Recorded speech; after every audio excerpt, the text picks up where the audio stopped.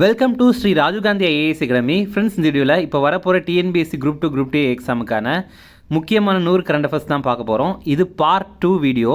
ஏற்கனவே பார்ட் 1 போட்டுட்டோம். அது நீங்கள் இன்னும் பார்க்கல அப்படின்னா இந்த வீடியோடைய டிஸ்கிரிப்ஷனில் பார்ட் 1 லிங்க் கொடுத்துருக்கோம். அதை கிளிக் பண்ணி பாருங்கள். ஓகே, சரி. இப்போ நம்ம பார்ட் 1 விட்டதுலேருந்து இதில் கண்டினியூ பண்ணலாம். ஃபஸ்ட்டு மாநிலங்கள் தொடர்பான கரண்ட் அஃபேர்ஸ் பார்க்கலாம்.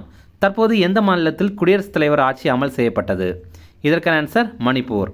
இப்போ பார்த்திங்க அப்படின்னா ஆர்டிக்கிள் 356 படி மணிப்பூரில் குடியரசுத் தலைவர் ஆட்சி கொண்டு வந்துட்டாங்க. அதிக முறை எங்கே குடியரசுத் தலைவர் ஆட்சி கொண்டு வந்திருந்தாங்க அப்படின்னா மணிப்பூரில் தான். இது 11வது முறை. அடுத்தது, இந்தியாவின் முதல் டிஜிட்டல் கல்வி அறிவு பெற்ற மாநிலம் எது? இதற்கான ஆன்சர் கேரளா. இப்போது இந்தியாவில் முதல் முறையாக டிஜிட்டல் கல்வி அறிவு பெற்ற மாநிலம். இதோடைய அர்த்தம் என்ன அப்படின்னா, அங்கே இருக்கிற எல்லாருக்குமே இப்போது ஸ்மார்ட் ஃபோன்லாம் யூஸ் பண்ண தெரியும், வீடியோ கால் பண்ண தெரியும், வாட்ஸ்அப் பண்ண தெரியும். இதெல்லாம் தான் அர்த்தம். டிஜிட்டல் கல்வி அறிவு பெற்ற இந்தியாவுடைய முதல் கிராமம் எது அப்படின்னா கேரளாவில் இருக்கிற புள்ளம்பாரா. இப்போ அங்கே இருக்கிற எல்லா மாவட்டங்களும் டிஜிட்டல் கல்வி அறிவு பெற்றிருக்கு. அங்கே வயசானவங்களுக்கு கூட அந்த ஃபோன் எல்லாம் யூஸ் பண்ண தெரியும் அப்படிங்கிறது தான் அர்த்தம். அடுத்தது, இந்தியாவின் முதல் பட்டாம்பூச்சி சரணாலயம் எங்கு திறக்கப்பட்டது? இதற்கான ஆன்சர் கேரளா. கேரளாவில் கண்ணூர் மாவட்டத்தில் ஆரளம் அப்படிங்கிற பகுதியில் தான் இதை திறந்திருக்காங்க. அடுத்தது, இந்தியாவின் முதல் டிஜிட்டல் நாடோடி கிராமமாக அறிவிக்கப்பட்ட கிராமம் எது? இதற்கான ஆன்சர் யாக்டன். இந்த யாக்டன் அப்படிங்கிறது சிக்கிமில் தான் இருக்குது. சிக்கிமில் பாக்யோங் அப்படிங்கிற மாவட்டத்தில் தான் இது இருக்குது. இது என்ன டிஜிட்டல் நாடோடி கிராமம் அப்படின்னா, அங்கே இருக்கிற அந்த கிராமத்தில் எல்லாருக்குமே எப்போவுமே இன்டர்நெட் கிடைக்கும். அதே மாதிரி எப்போவுமே கரண்ட் ஃபெசிலிட்டியும் இருக்கும். அதாவது மின்சார வசதியும் இருக்கும். இதன் மூலமாக அவங்க வீட்டில் இருந்து ஒர்க் பண்ணுவாங்க, இல்லை ஒர்க் ஃப்ரம் ஹோம் பண்ணுவாங்க ஐடியில். அவங்களுக்கெல்லாம் எந்த ஒரு பிரச்சனையும் இல்லாமல் அவங்களுக்கு நெட்டு கிடைக்கும், அப்புறம் கரண்ட் கிடைக்கும் அப்படிங்கிறது தான் இதோடைய அர்த்தம். அடுத்தது, 2025 குடியரசு தின விழாவில் எந்த மாநில ஊர்தி முதல் பரிசை வென்றது? இதற்கான ஆன்சர் உத்தரப்பிரதேசம். இப்போ பார்த்திங்கன்னா ஒவ்வொரு ஆண்டும் குடியரசு தின விழா அன்னைக்கு ஒவ்வொரு மாநிலத்துடைய சிறப்பை காண்பிக்கிற விதமாக அவங்க அந்த மாநில ஊர்தி அப்படிங்கிற ஒன்று வைப்பாங்க. அப்போது இந்த ஆண்டு முதலிடம் பிடித்தது உத்தரப்பிரதேசத்துடைய ஊர்தி தான். அதே மக்கள் தேர்வில் முதலிடம் பிடித்தது குஜராத்துடைய ஊர்தி. அடுத்தது, டெல்லியின் 9வது முதல்வராக பதவியேற்றவர் யார்? இதற்கான ஆன்சர் ரேகா குப்தா. இவங்க பாஜக கட்சியை சேர்ந்தவங்க. இவங்க டெல்லியுடைய 4வது பெண் முதல்வர். அடுத்தது, மூத்த குடிமக்களுக்கான ஆணையம் அமைத்த இந்தியாவின் முதல் மாநிலம் எது? இதற்கான ஆன்சர் கேரளா. கேரளாவில் தான் இது அமைத்திருக்காங்க. கேரளா மாநில மூத்த குடிமக்கள் ஆணைய மசோதாவை இந்த ஆண்டு நிறைவேற்றி இதை கொண்டு வந்திருக்காங்க. அடுத்தது, இனிமேல் நம்ம இந்தியாவுடைய இலக்குகள் பற்றி கொஞ்சம் பார்க்கலாம். யானைக்கால் நோய் இல்லாத இந்தியாவை உருவாக்கணும் அப்படிங்கிறதுக்கான இலக்கு ஆண்டு 2027. இந்தியாவை கார்பன் நிகர பூஜ்ய நாடாக மாற்றுறதுக்கான இலக்கு 2070. நக்சல் தீவிரவாதத்தை ஒழிக்கிறதுக்கு மத்திய அரசு வச்சிருக்க இலக்கு 2026 ஆண்டு மார்ச் 31. அப்புறம் 500 ஜிகாவாட் புதுப்பிக்கத்தக்க எரிசக்தி உற்பத்தியை அடையணும் அப்படிங்கிறதுக்கான இலக்கு ஆண்டு 2030. அதுக்கப்புறம் நம்ம இந்தியாவுடைய ஜிடிபியை 30 ட்ரில்லியன் அமெரிக்க டாலராக மாற்றணும் அப்படிங்கிறதுக்கான இலக்கு ஆண்டு 2047. அப்புறம் இந்தியாவில் காசநோய் டியூபர்குலோசிஸ் இதை ஒழிக்கிறதுக்கான இலக்கு ஆண்டு 2025 ஆண்டு. லெப்ரஸினா தொழுநோய், அதை ஒழிக்கிறதுக்கான இலக்கு ஆண்டு 2027. அப்புறம் விக்ஷித் பாரத், அதாவது நம்ம நாடை வல்லரசாக மாற்றுறது, வளர்ச்சியடைந்த பாரதமாக மாற்றணும் அப்படிங்கிறதுக்கான இலக்கு ஆண்டும் 2047 தான். அடுத்தது, போதைப் பொருள் இல்லாத இந்தியாவை உருவாக்கணும் அப்படிங்கிறதுக்கான இலக்கு ஆண்டு 2047. இந்தியாவுடைய பொருளாதாரம் 5 ட்ரில்லியன் டாலராக உயரணும் அப்படிங்கிறதுக்கான இலக்கு ஆண்டு 2027-28 நிதியாண்டு. இந்தியாவுடைய பொருளாதாரத்தை 7 ட்ரில்லியன் டாலராக உயர்த்தணும் அப்படிங்கிறதுக்கான இலக்கு ஆண்டு 2030. அடுத்தது, காசநோய் இல்லாத இந்தியா 2025. நம்ம இதை பார்த்துருந்தோம், இப்போ தான் பார்த்தோம். அதே நேரம் காசநோய் இல்லாத தமிழ்நாடும் 2025 தான். அப்புறம் HIV எய்ட்ஸ் இல்லாத இந்தியா இது 2030. அப்புறம் தொழுநோய் இல்லாத இந்தியா நம்ம இப்போ பார்த்துருந்தோம், லெப்ரசி ஃப்ரீ இந்தியா அப்படின்னு, அது 2027 தான்.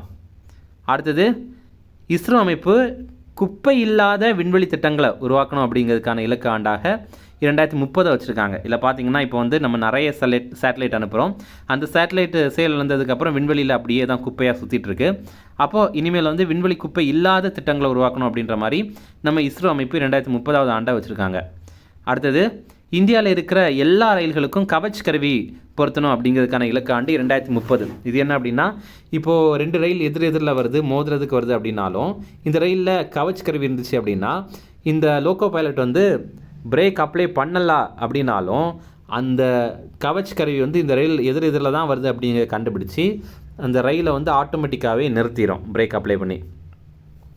அடுத்தது இந்தியாவில் சிக்கிள் செல் அனீமியா, அதாவது அறிவால் செல் இரத்த சோகை நோய் இதை ஒழிக்கிறதுக்கான இலக்காண்டு 2047. நம்ம தமிழ்நாடுக்கு ஒரு இலக்கு இருக்குது, என்னென்னா 2030 ஆண்டுக்குள்ளாடி 1 ட்ரில்லியன் ஜிடிபி வந்து அடையணும் எக்கனாமியில் அப்படிங்கிறது தான் ஒரு இலக்காக வச்சுருக்கோம். அடுத்தது குடிசை இல்லாத தமிழ்நாடு, இதற்கான இலக்காண்டு 2030. ஓகே, இனிமேல் சயின்ஸ் அண்ட் டெக்னாலஜி தொடர்பான கரண்ட் அஃபேர்ஸ் பார்க்கலாம். இந்தியாவின் முதல் மரபணு மாற்றம் செய்யப்பட்ட நெல் ரகங்கள் எவை? இதற்கான answer B and D. B அப்படின்னா புசா டிஎஸ்டி ரைஸ், டி அப்படின்னா டிஆர்ஆர் தான் ரைஸ் 100 அப்படிங்கிறது, இதை வந்து கம்லா அப்படின்னு கூட சொல்கிறாங்க. இதை மாற்றம் செய்த அமைப்பு எது அப்படின்னா இந்திய வேளாண்மை ஆராய்ச்சி கவுன்சில். இதில் பாருங்கள், சில இடங்களில் இந்தியாவுடைய முதல் மரபணு மேம்பாடு செய்யப்பட்ட அரிசின்னு சொல்கிறாங்க, மரபணு மேம்பாடு செய்யப்பட்ட நெல் ரகம் அப்படின்னு சொல்கிறாங்க. ஓகேவா, அதனால் நம்ம வந்து மாற்றம் செய்யப்பட்டதுன்னு அப்படி எடுத்துக்காமல் மேம்பாடு செய்யப்பட்டது அப்படின்ற மாதிரி எடுக்கிறது தான் நல்லது. ஓகே, அந்த மாதிரி நம்ம வந்து படிச்சுக்கலாம், ஏன்னா அப்படி கேட்குறது தான் வாய்ப்பு இருக்குது. ஓகே, இதை வந்து பண்ணது ஐசிஏஆர் அமைப்பு. ஐசிஏஆர் அப்படின்னா Indian council of agriculture research. அடுத்தது OID-1 என்ற இலகுவான சக்கர நாற்காலியை அறிமுகம் செய்த நிறுவனம் எது? இதற்கான answer IIT Madras. IIT Madras வந்து ரொம்ப இலகுவான சக்கர நாற்காலியை வந்து இன்ட்ரடியூஸ் பண்ணியிருக்காங்க. அடுத்தது தற்போது கிராம சபைக்காக உருவாக்கப்பட்ட செயற்கை நுண்ணறிவு கருவி எது? இதற்கான ஆன்சர் சபாசார் ஏஐ. இப்போ பார்த்தீங்கன்னா, இப்போ ஒரு கிராம சபையில் வந்து காணொலி, அதாவது கிராம சபையில் நடக்கிறதெல்லாம் ஒரு வீடியோ எடுக்கிறாங்கன்னா இந்த ஏஐலாம் அனுப்பினா போதும், அது வந்து நோட்ஸாகவே ரெடி பண்ணி அனுப்பிடும். அப்போ ஒரு நிகழ்ச்சி குறிப்பு வந்து கிடைக்கும்ல, இதெல்லாம் நடந்திருக்கு அப்படிங்கிற ஒரு டீட்டெயில் நமக்கு கிடைக்கும்ல, அதுதான். இதை முதல் முறையாக திரிபுராவில் அறிமுகம் பண்ணியிருந்தாங்க. அடுத்தது லூனா ட்ரெயில் பிளாசர் என்ற விண்கலத்தை விண்ணில் செலுத்திய அமைப்பு எது? இதற்கான ஆன்சர் நாசா. இது வந்து ஃபால்கன் 9 ராக்கெட் மூலமாக தான், அதாவது ஃபால்கன் 9 அப்படிங்கிற ஸ்பேஸ் எக்ஸுடைய ராக்கெட் மூலமாக தான் நாசா இதை விண்ணில் அனுப்பியிருந்தாங்க. இதே மாதிரி நிலவு திட்டங்கள் பற்றி கொஞ்சம் பார்க்கலாம். சாங்-இ 6 அப்படிங்கிறது சைனாவுடைய நிலவு திட்டம், ஸ்லிம் அப்படிங்கிறது ஜப்பானுடைய நிலவு திட்டம், லூனா அப்படிங்கிறது ரஷ்யாவுடைய நிலவு திட்டம், அப்போலோ அப்படிங்கிறது அமெரிக்காவுடைய நிலவு திட்டம். இதெல்லாம் நம்ம கண்டிப்பாக தெரிஞ்சுக்கணும். நம்ம இந்தியாவுக்கு சந்திராயன் இருக்குது, அது உங்களுக்கு தெரியும். அடுத்தது நிசார் என்ற செயற்கைக்கோளை உருவாக்கிய அமைப்பு எது? இதற்கான ஆன்சர் சிஎன்டி, அதாவது நாசா மற்றும் இஸ்ரோ இணைந்து தான் இந்த நிசார் அப்படிங்கிற செயற்கைக்கோளை வந்து உருவாக்கியிருக்கோம். இது ரொம்ப ரொம்ப முக்கியமான ஒரு கொஸ்டின். இதில் நிசாருடைய விரிவாக்கம் NASA ISRO synthetic aperture radar அப்படிங்கிறது தான். ஏற்கனவே ஒரு முறை டிஎன்பிஎஸ்சி குரூப் 1 எக்ஸாமில் இது கேட்டிருந்தாங்க, நிசார் பற்றி எழுதுறதுக்கு. அப்போது இது பார்த்திங்கன்னா இந்த ஆண்டு தான் விண்ணிலேயே செலுத்தியிருக்காங்க, ஆனால் அதுக்கு முன்னாடி அது வந்து எக்ஸாமில் எல்லாம் கேட்டிருக்காங்க. 2025 ஆண்டு ஜூலை 30 இதை வந்து விண்ணில் செலுத்தியிருக்காங்க. நம்ம இந்தியாவும் அமெரிக்காவும் சேர்ந்து பண்ணுறது இதை. அதனால் இது GSLV F-16 அப்படிங்கிற ராக்கெட் மூலமாக நம்ம இந்தியா தான் இது ஸ்ரீஹரிகோட்டாலேருந்து விண்ணில் செலுத்தியிருந்தோம். இது ஒரு புவி கண்காணிப்பு செயற்கைக்கோள் தான். அடுத்தது எந்த விண்கலம் மூலம் இந்திய வீரர் சுபான்ஷு சுக்லா விண்வெளி சென்றார்? இதற்கான ஆன்சர் டிராகன். ரொம்ப முக்கியமான கொஸ்டின் இது. நாசாவுடைய ஆக்சியம் 4 அப்படிங்கிற மிஷன் மூலமாக தான் இவர் விண்வெளிக்கு போயிருக்காரு. சர்வதேச விண்வெளி நிலையம் நோக்கி பயணம் மேற்கொண்டார். இந்திய வீரர் சுபான்ஷு சுக்லா மற்றும் இன்னும் சிலர் வந்து இதில் பயணம் கொண்டிருந்தாங்க. ஸ்பேஸ் எக்ஸ் நிறுவனத்துடைய ஃபால்கன் 9 ராக்கெட் மூலமாக தான் சென்றிருந்தாங்க. இவங்க வந்து இந்த ஆண்டு தான் விண்ணில் போய் சேர்ந்தாங்க. 28 மணி நேர பயணத்திற்கு பிறகு டிராகன் விண்கலம் 26 ஜூன் மாலை சர்வதேச விண்வெளி நிலையத்தை வந்து சென்றடைந்தது. இதில் வந்து 4 பேர் கொண்ட குழு தான் போனாங்க. இதில் நம்ம இந்தியாவை சேர்ந்த சுபான்ஷு சுக்லாவும் இடம்பெற்றிருந்தார். இவங்க 14 நாட்களுக்கு பிறகு பூமிக்கு திரும்புவாங்க அப்படின்ற மாதிரி சொல்லியிருந்தாங்க. இதில் இந்தியாவை சேர்ந்த சுபான்ஷு சுக்லா இவங்க வந்து இடம்பெற்றிருந்தாங்க. இவர் லக்னோவை சேர்ந்தவர். அப்படி பார்க்கும்போது சர்வதேச விண்வெளி நிலையத்திற்கு செல்கிற முதல் இந்தியர் இவர் தான்.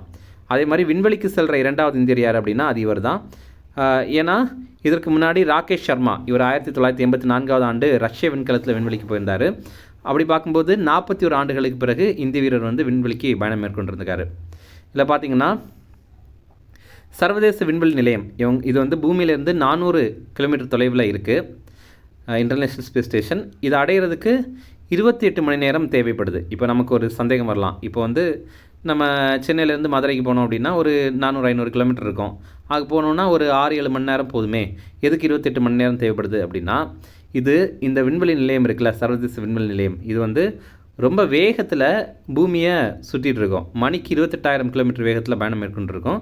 அதனால் இந்த டிராகன் விண்கலமும் அந்த அளவு வேகத்தில் போகணும். 28,000 கிலோமீட்டர் வேகத்தில் இது வந்து மணிக்கு பயணம் மேற்கொண்டு தான் வந்து இணைக்கணும். அப்போது இந்த டிராகன் விண்கலம் அந்த ராக்கெட்லேருந்து இவங்க அனுப்புனாங்க எல்லாம் ஃபால்கன் 9 அப்படிங்கிற ராக்கெட் அதுலேருந்து பிரிந்து வெற்றிகரமான முறையில் அந்த இன்டர்நேஷ்னல் ஸ்பேஸ் ஸ்டேஷன் கூட வந்து இணைக்கணும். இதெல்லாம் நடந்து இப்போ வந்து முடிந்து அவங்க பூமிக்கே வந்துட்டாங்க. மறுபடியும் டிராகன் விண்கலம் மூலமாக தான் பூமிக்கு வந்திருக்காங்க. அடுத்தது, டீப் சீக் என்பது எந்த நாட்டை சேர்ந்த ஏஐ உரையாடுதளம்? இதற்கான ஆன்சர் சீனா. இப்போது நமக்கு வந்து நிறைய உரையாடு தளங்கள்லாம் இப்போ வந்துட்டு கோபைலட் அப்படிங்கிறது மைக்ரோசாஃப்ட் நிறுவனத்திற்கு சொந்தமானது. அப்புறம் ChatGPT இருக்குல்ல, இது வந்து ஓப்பன் ஏஐ நிறுவனத்திற்கு சொந்தமான உரையாடுதளம். அப்புறம் ஜெமினி, இப்போ நம்ம ஜெமினி ஏஐ இருக்குல்ல, அதுதான், அது கூகுள் நிறுவனத்திற்கு சொந்தமானது. அப்புறம் மெட்டா ஏஐ, நம்ம வாட்ஸ்அப்பில் எல்லாம் பார்த்திங்கன்னா மெட்டா ஏஐ இருக்குல்ல, அதுதான், அது வந்து மெட்டா நிறுவனத்திற்கு சொந்தமானது. அடுத்தது, வெள்ளி கிரகத்தை ஆய்வு செய்ய இஸ்ரோவின் திட்டம் எது? இதற்கான ஆன்சர் சுக்ராயன் 1. இப்போது LVM-3 அதாவது லான்ச் வெஹிக்கிள் மார்க் 3 அப்படிங்கிற ராக்கெட் மூலமாக இந்த வெள்ளி கிரகத்தை ஆய்வு பண்ணுறதுக்காக சுக்ராயன் 1 அப்படிங்கிற திட்டத்தை செயல்படுத்த போகிறாங்க. இது இப்போ இல்லை, இனி கொஞ்சம் வருஷங்கள் போனதுக்கப்புறம் தான் பண்ணுவாங்க. 2028ஆம் ஆண்டு ஜூலை 19ஆம் தேதி தான் இதை இலக்கு அடைகிற மாதிரி பிளான் பண்ணுறாங்க. அடுத்தது, போன ஆண்டு பார்த்திங்கன்னா ஜனவரி 1ஆம் தேதி எக்ஸ்போசேட் அப்படிங்கிற ஒரு திட்டத்தை வந்து செயல்படுத்தியிருந்தோம். நம்ம இஸ்ரோ தான் செயல்படுத்தியிருந்தாங்க. எக்ஸ்போசேட் அப்படின்னா எக்ஸ்ரே போலாரிமீட்டர் சேட்டலைட் அப்படிங்கிறது தான். இதோடைய நோக்கம் என்ன அப்படின்னா ஊடுகதிரை ஆய்வு பண்ணணும். அதாவது விண்வெளியில் வந்து எக்ஸ்ரே வரும்ல, அதை ஆய்வு பண்ணணும் அப்படிங்கிறது தான் இது. அடுத்தது, ஆதித்யா L1 அப்படிங்கிற திட்டம். இது பார்த்திங்கன்னா ரொம்ப முக்கியமான திட்டம். நம்ம சூரியன் இருக்குல்ல, அதை ஆய்வு பண்ணுறதுக்காக இஸ்ரோடைய திட்டம் தான் ஆதித்யா L1 அப்படிங்கிற திட்டம். இதை வந்து இதற்காக ஒரு ராக்கெட் அனுப்புனாங்கல்ல, அந்த ராக்கெட் எப்போ அனுப்பியிருந்தாங்கன்னா 2023ஆம் ஆண்டு செப்டம்பர் 2ஆம் தேதி விண்ணில் செலுத்தப்பட்டது. அது எப்போ வந்து L1 புள்ளி அடைந்தது அப்படின்னா 2024ஆம் ஆண்டு ஜனவரி 6ஆம் தேதி தான் அந்த L1 புள்ளி அடைந்தது. அந்த L1 புள்ளி அப்படிங்கிற புள்ளி இருந்து தான் அது வந்து சூரியனை ஆய்வு பண்ணோம். அடுத்தது, சந்திராயன் 3 திட்டம். இது வரைக்கும் நம்ம வந்து 2023ஆம் ஆண்டு ஜூலை 14ஆம் தேதி இந்த சந்திராயன் 3 அப்படிங்கிற திட்டத்தை செயல்படுத்தியிருக்கோம். இது வரைக்கும் நம்ம சந்திராயனில் 3 திட்டங்கள் வந்து செயல்படுத்தியிருக்கோம். இது 2023ஆம் ஆண்டு ஆகஸ்ட் 23ஆம் தேதி அந்த சந்திராயனை, அதாவது நிலவை சென்றடைந்தது. அடுத்தது, நம்ம இந்தியாவுக்கு ஒரு இலக்கு இருக்குது விண்வெளித்துறையை பொறுத்த வரைக்கும். என்னென்னா, நம்ம இந்தியாவுக்காக ஒரு விண்வெளி நிலையத்தை அமைக்கணும் அப்படிங்கிறது தான் அது. அந்த விண்வெளி நிலையத்திற்கு அவங்க வைத்திருக்க பேர் பாரதிய அந்தரிக்ஷா ஸ்டேஷன் அப்படிங்கிறது தான். நம்ம இது வந்து அந்தரத்தில் தொங்கிட்டு இருக்கோம்ல, அப்படி ஞாபகம் வச்சுக்கலாம். அப்போது இது 2035ஆம் ஆண்டுக்குள்ளாடி நிறுவனம் அப்படிங்கிற மாதிரி இலக்கு வச்சுருக்கோம். அதே மாதிரி நிலவில் முதல் முறையாக இந்தியரை ஒருத்தரை தரையிறக்கணும் அப்படிங்கிறதுக்கான இலக்கு ஆண்டாக 2040 வச்சுருக்கோம். அடுத்தது, குவாண்டம் தொழில்நுட்பத்தை அடிப்படையாக கொண்ட பாதுகாப்பான தகவல் தொடர்பு. இதை இப்போ வந்து சோதனை பண்ணியிருக்காங்க. DRDO மற்றும் IIT டெல்லி தான் இணைந்து இதை பண்ணியிருக்காங்க. இதில் ஃப்ரீ ஸ்பேஸ் ஆப்டிக்கல் ஃபைபர் மூலமாக 1 கிலோமீட்டருக்கு மேலே இதை வந்து தகவல் தொடர்பு பண்ணி சாதனை படைத்திருக்காங்க. இந்த பிக்சர் நீங்கள் பார்த்தீங்கன்னா தெரியும், பச்சை கலரில் ஒரு லைட் மாதிரி இருக்குல்ல, இதுதான் அவங்க வந்து பண்ணது. இதில் என்ன ஒரு நல்லது அப்படின்னா, இதன் மூலமாக சைபர் பாதுகாப்பு மற்றும் தகவல் தொடர்பில் முக்கியமான முன்னேற்றம் நம்ம இந்தியா அடையும். இனி பாதுகாப்பு துறை தொடர்பான ஒரு முக்கியமான கரண்ட் அஃபேர்ஸ் இருக்குது, அதை அப்படி பார்க்கலாம். இந்தியாவில் உருவாக்கப்பட்ட முதல் ஏஐ ஆள் இல்லாத போர் விமானத்தின் பெயர் என்ன? இதற்கான ஆன்சர் கால பைரவ். இது வந்து என்ன வகையானது அப்படின்னா medium altitude long endurance compact aircraft. அதாவது ரொம்ப உயரமாகலாம் இது போகாது, மீடியமான தூரம் தான் போகும். அதே மாதிரி நிறைய நேரம் இதனால் வந்து தாக்கு பிடிக்க முடியும், பறக்க முடியும். இதோடைய அதிகாரப்பூர்வ பேர் வந்து E2A2 அப்படிங்கிறது. E2னா economic and efficient autonomous aircraft அப்படிங்கிறது தான். இந்த உருவாக்கின அமைப்பு பெங்களூரை சேர்ந்த flying wedge defence and aerospace அப்படிங்கிற நிறுவனம். அடுத்தது, பொருளாதாரம் தொடர்பான கரண்ட் அஃபேர்ஸ். இது ரொம்ப ரொம்ப முக்கியமானது. 2024-25 இந்தியாவின் பொருளாதாரம் எவ்வளோ சதவீதம் வளர்ச்சி அடைந்தது? இதற்கான ஆன்சர் 6.5%. இதில் பார்த்தீங்கன்னா நமக்கு இந்தியாவில் போன நிதியாண்டு 2024-25 நிதியாண்டில் இந்தியாவுடைய பொருளாதாரம் எவ்வளோ வளர்ச்சி அடைந்திருக்குது அப்படிங்கிறது ரொம்ப முக்கியமானது. நம்ம எக்ஸாமில் கண்டிப்பாக கேட்பாங்க. 6.5% வந்து வளர்ச்சி அடைந்திருக்கு. அந்த டைமில் நம்ம நிதி பற்றாக்குறை எவ்வளவா இருந்திருக்கு அப்படின்னா 4.8% இருந்திருக்கு. ஆனால் இப்போ நடந்துகிட்ருக்கல நிதியாண்டு 2025-26 நிதியாண்டு இதில் நம்ம நிதி பற்றாக்குறை இலக்காக 4.4% தான் வச்சுருக்கோம். அதாவது நமக்கு எப்படியோ நம்ம கை மீறி தான் செலவு போக போகுது. ஆனால் வந்து ரொம்ப போகாமல் ஒரு 4 நம்ம ஜிடிபியில் 4.4% வந்து நிதி பற்றாக்குறை இருந்தால் ஓகே அப்படின்ற மாதிரி சொல்கிறோம். இப்போது இங்கே பாருங்கள், ரொம்ப முக்கியமான ஒரு கொஸ்டின் என்னென்னா, இந்தியாவுடைய பொருளாதாரத்தை கணக்கு பண்ணுற அமைப்பு எது அப்படின்னா தேசிய புள்ளியியல் அலுவலகம் அப்படிங்கிறது, என்எஸ்ஓ அப்படிங்கிறது நேஷ்னல் ஸ்டாட்டிஸ்டிக்கல் ஆஃபீஸ் அப்படிங்கிறது தான், நேஷ்னல் ஸ்டாட்டிஸ்டிக்கல் ஆஃபீஸ். இப்போது நிறைய அமைப்பு வந்து நம்ம இந்தியாவுடைய ஜிடிபியை கணிக்கிறாங்க. இந்தியாவுடைய பொருளாதாரம் வந்து இவ்வளவா இருக்கும் அப்படின்னு ஆர்பிஐ கணிக்கிறாங்க, எஸ்பிஐ கணிக்கிறாங்க, அப்புறம் ஐஎம்எஃப் கணிக்கிறாங்க. இந்த மாதிரி நிறைய அமைப்பு கணிக்கிறாங்க.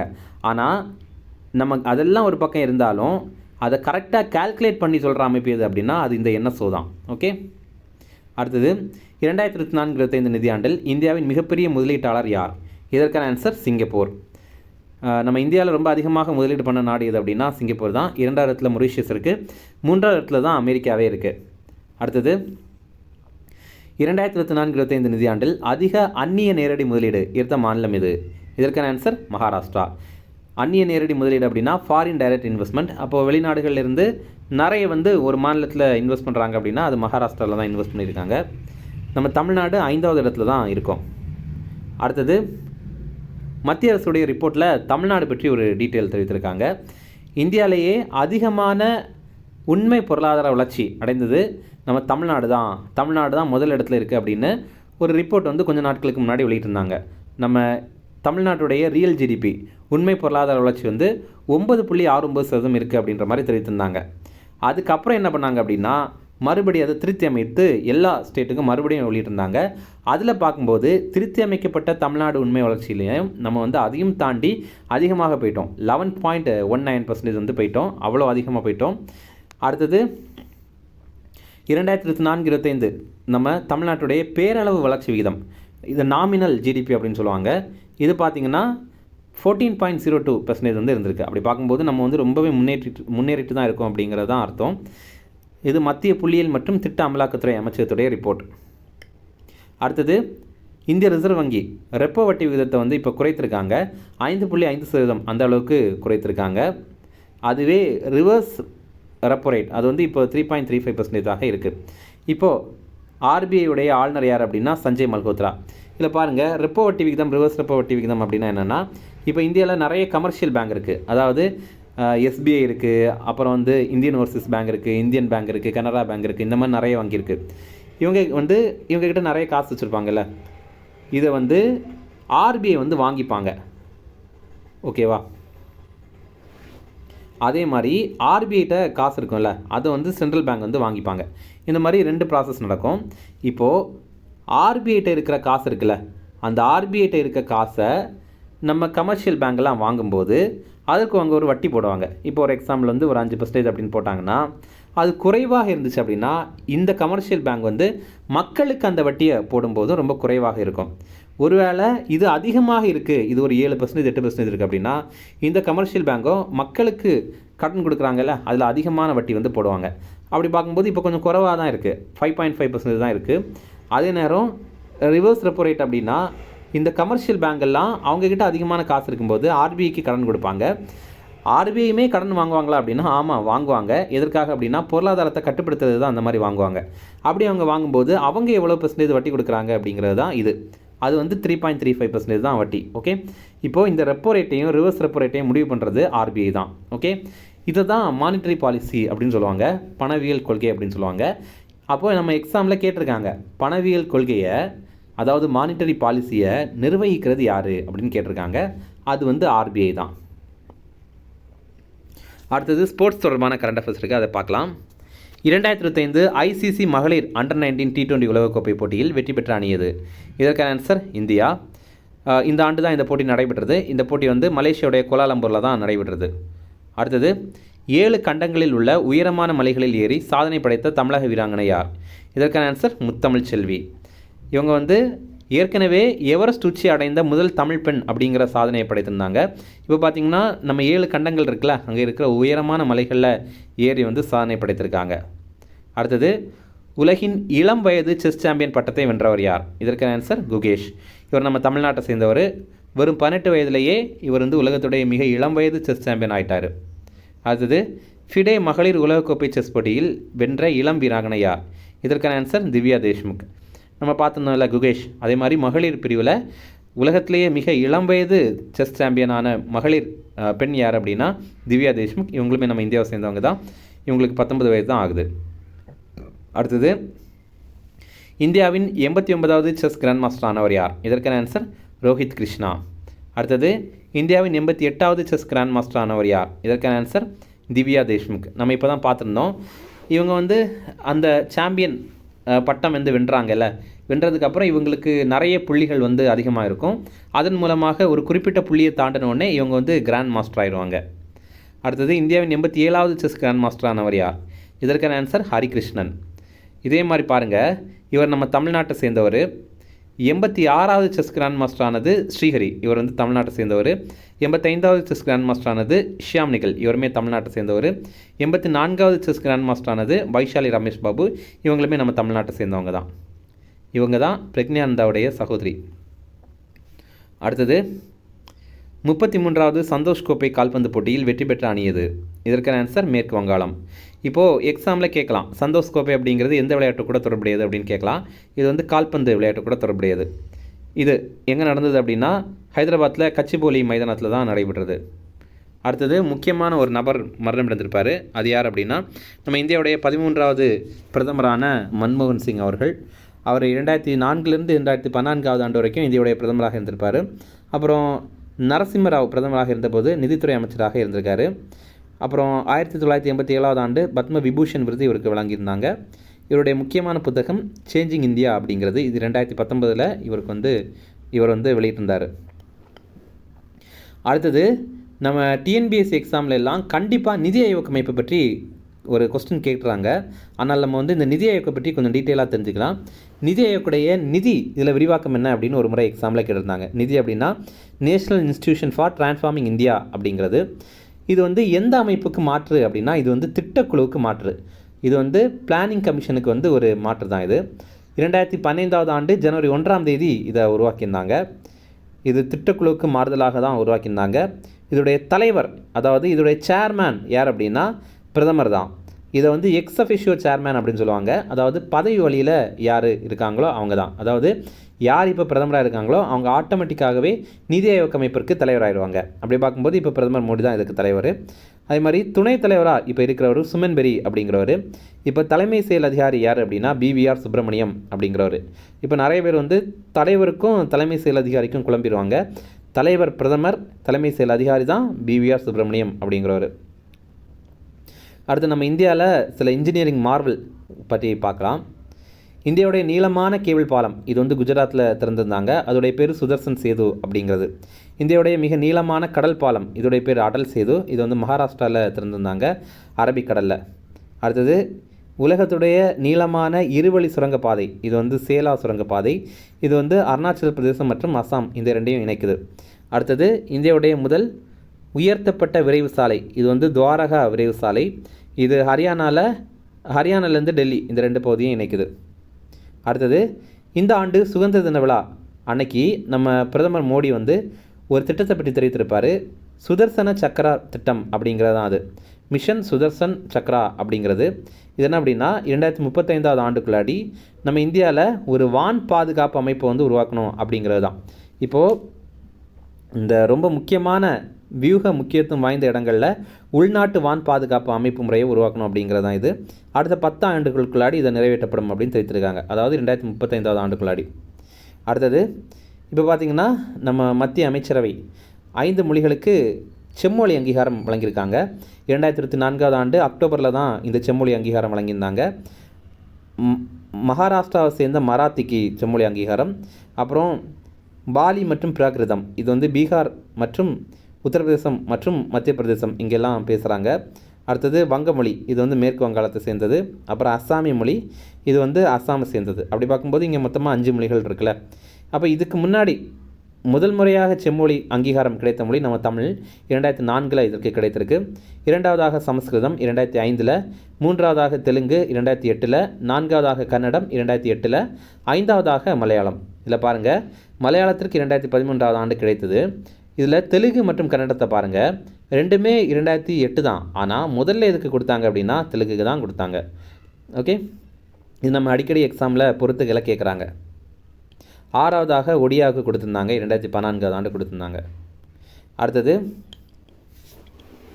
நமக்கு இப்போது இந்திய தண்டனை சட்டம் IPC சட்டம்லாம் இருக்குல்ல, அதோடைய பேரை இப்போ மாற்றிருக்காங்க. அந்த இந்திய தண்டனை சட்டங்கள் இருக்குல்ல, அந்த புதுசாக மாற்றின இந்த மூன்றையுமே ஏற்றுக்கொண்ட முதல் இடம் எது அப்படின்னா சண்டிகர் அப்படிங்கிறது தான். இப்போ இந்திய தண்டனை சட்டம் இதற்கு பதிலாக பாரதிய நியாய சன்ஹிதா அப்படிங்கிற ஒன்றை கொண்டு வந்துட்டாங்க. குற்றவியல் நடைமுறை சட்டம் 1898 இதற்கு பதிலாக பாரதிய நாகரிக் சுரக்ஷா சன்ஹிதா அப்படிங்கிற ஒன்று கொண்டு வந்திருந்தாங்க. அடுத்தது இந்திய சாட்சிய சட்டம் 1872 இதற்கு பதிலாக பாரதிய சாட்சிய அதிநியம் அப்படிங்கிறது கொண்டு வந்திருக்காங்க. ஓகே, இது எல்லாமே பார்த்தீங்கன்னா 2004 ஆண்டு ஜூலை 1 தான் நடைமுறைக்கு வந்துச்சு. இது நம்ம எப்படி ஞாபகம் வச்சுக்கலாம்னா ஈஸியாக ஞாபகம் வச்சுக்கலாம்.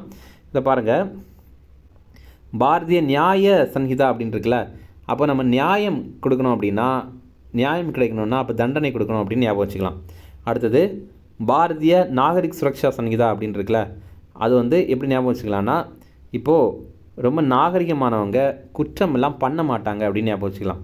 அடுத்தது பாரதிய சாட்சி அதிநியம், இதுலேயும் சாட்சி அப்படிங்கிற பேர் இருக்குது, அதனால் அது ஈஸியாக ஞாபகம் வச்சுக்கலாம்.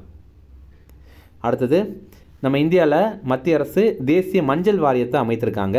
எங்கே அப்படின்னா இதற்கான தலைமையகத்தை தெலுங்கானாவில் நிசாமாபாத்தில் அமைத்திருக்காங்க. இதோடைய தலைவராக பல்லே கங்கா ரெட்டி அப்படிங்கிறவர் அப்பாயின்ட் பண்ணியிருக்காங்க. நம்ம இந்தியாவில் மஞ்சள் வர்த்தகத்தை மேம்படுத்தணும் அப்படிங்கிறதுக்காகவும் மஞ்சளுடைய நன்மை குறித்து ஆய்வு பண்ணணும் அப்படிங்கிறதுக்காக தான் இதை பண்ணுறாங்க. நமக்கு ஒரு இலக்கம் வச்சுருக்காங்க, 2030 ஆண்டுக்குள்ளாடி $1 பில்லியன் அளவுக்கு மஞ்சள் வந்து ஏற்றுமதி பண்ணணும் அப்படிங்கிறது தான் அது. அடுத்தது லாஸ்ட்டாக நம்ம வந்து நோபல் பரிசு வெற்றியாளர்களை பற்றி பார்க்கலாம். 2024 ஆண்டிற்கான மருத்துவத்திற்கான நோபல் பரிசு இது பார்த்திங்கன்னா 2 பேருக்கு அறிவித்திருந்தாங்க. ஒருத்தர் விக்டர் அம்ப்ரோஸ், இன்னொருத்தர் கேரி ருக்வன். இவங்க என்ன பண்ணாங்க அப்படின்னா மைக்ரோ RNAவை கண்டுபிடிச்சிருக்காங்க. அதே மாதிரி மரபணு ஒழுங்குமுறை சிகிச்சைக்கு பிறகு இந்த மைக்ரோ RNAவுடைய செயல்பாடு எப்படி இருக்குது அப்படிங்கிறத பற்றி ஆய்வு பண்ணியிருக்காங்க. அதற்காக தான் இவங்களுக்கு கொடுத்துருக்காங்க. இவங்களுக்கு பரிசு தொகையாக $1.1 மில்லியன் அமெரிக்க வந்து கொடுப்பாங்க. ஸ்வீடிஷ் மணியில் பார்க்கும்போது 11 மில்லியன் ஸ்வீடிஷ் க்ரோன்ஸ் வந்து கொடுப்பாங்க. அடுத்தது இயற்பியலுக்கான நோபல் பரிசு 2 பேருக்கு வழங்கியிருக்காங்க. ஒருத்தர் ஜான் ஹாஃபீல்டு, இன்னொருத்தர் ஜியோஃப்ரி ஹிண்டன். இவங்க என்ன பண்ணியிருக்காங்க அப்படின்னா சக்தி வாய்ந்த இயந்திர கற்றலுக்கான அடிப்படை நடைமுறைகளை மேம்படுத்தியிருக்காங்க. அதற்காக தான் வழங்கியிருக்காங்க. அடுத்தது வேதியியலுக்கான நோபல் பரிசு 3 பேருக்கு வழங்கியிருந்தாங்க. 2003 ஆண்டு டேவிட் பாகர் என்ன பண்ணியிருக்காருன்னா புதிய புரதத்தை வடிவமைத்திருக்காரு. அதுக்கு அடுத்தது ஜான் ஜம்பர் மற்றும் டெமிஸ் ஹசாபிஸ் இவங்க என்ன பண்ணியிருக்காங்கன்னா 20 கோடி புரதங்களுடைய கட்டமைப்பை கணிக்கிற வகையில் செயற்கை நுண்ணறிவு மாதிரியை உருவாக்கியிருக்காங்க. அப்போது இதற்கெல்லாம் சேர்த்து இவங்க 3 பேருக்கும் சேர்த்தே கெமிஸ்ட்ரிக்கான நோபல் பரிசு வந்து கொடுத்துருக்காங்க.